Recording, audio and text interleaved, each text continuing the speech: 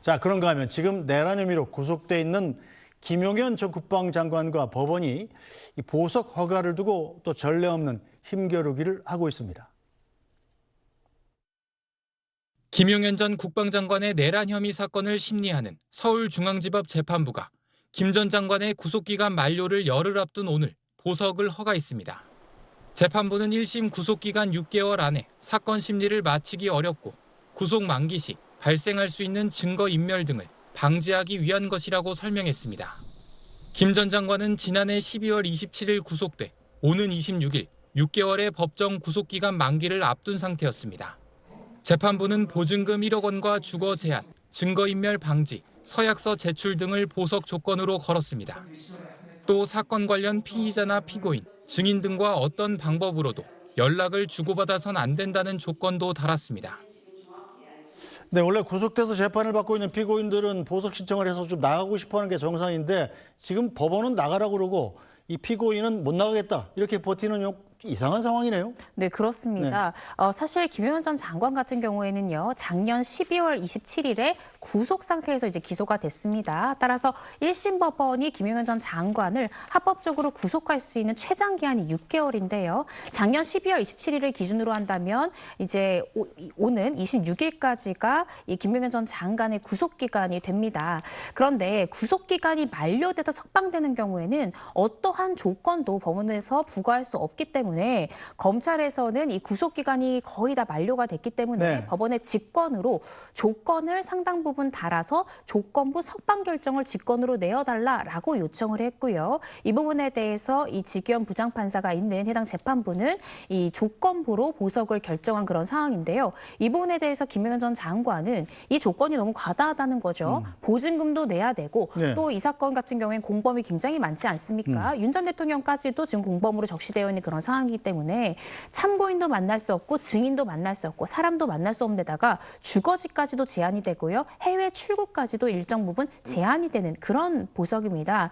따라서 나는 조건부 보석을 원치 않기 때문에 10일 먼저 나가지 않겠다는 거죠. 10일을 꽉 채워서 조건 없이 그냥 석방되고 싶다라는 것이 김용현 전 장관의 주장입니다. 자, 그렇다면 김용현 전 장관은 열흘만 지나면 조건 없이 석방이 되는 건가요? 네, 그렇습니다. 따라서 이 조건부 석방 결정에 대해서 현재 김용현 전 장관 같은 경우에는 항고를 통해서 이 조건부 보석 결정엔 문제가 있다라는 취지로 항고를 지금 제기한 상황인데요.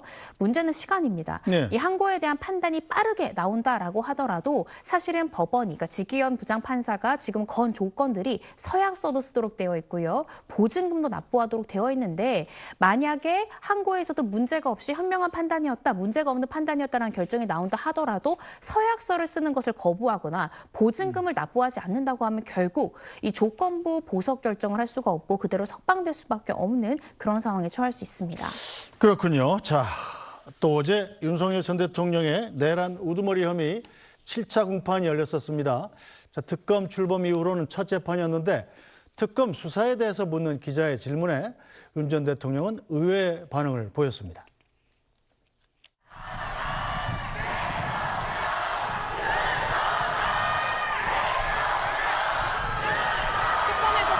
요구하면 명하실 건지 궁금합니다. 경찰 출석 요구 이번에 명하실까요? 세계 특검 모두 아니, 저 사람들 좀 보게 이 앞을 가로막지 좀 말아주시면 안 되겠어요? 이쪽으로 조금 앞으로. 네, 자, 윤석열 전 대통령의 저 반응 상당히 좀 의외였어요. 뭐 기자가 큰 것도 아닌데 질문에는 대답하지 않고 지지자들 좀 보게 너 좀 앞으로 빠져라 뭐 이런 얘기를 했지 않습니까? 이건 왜 그런 건가요? 한마디로 이 3대 특검 내지는 경찰의 소환 조사에 나는 응할 생각이 없다. 이런 부분 때문에 나는 흔들리지 않겠다라는 이제 의사를 분명히 한 것이다라고 보여지고요. 그러니까 기자에게 비켜달라라고 이야기하는 것은 나를 향해 환호하는 지지자들만 나는 보고 그 해당 어떻게 생각하면 지지자들의 연호만 보고 나는 끝까지 가겠다라는 의사를 굳건히 전달한 것이 아닌가라는 생각이 듭니다.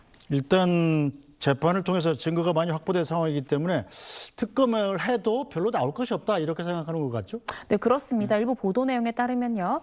현재 윤석열 전 대통령은 자신의 측근에게 더 나올 게 뭐가 있겠냐, 이제 다 끝난 게 아니겠느냐라는 또 어떠한 이제 발언을 했다라는 것이 보도되기도 했었는데요. 그만큼 특검이 출범된다 하더라도 이미 윤 전 대통령 사건 같은 경우에는 내란 혐의로 재판이 진행되고 있기 때문에 나머지 두 특검과는 다르게 사실은 검찰이 상당 부분 수사와 재판을 진행하고 있는 부분이 있습니다. 따라서 특검이 출범한다 하더라도 윤 전 대통령에 대해서 더 이상 혐의가 밝혀지기는 어렵지 않느냐라고 윤 전 대통령이 생각하는 것 같은데요.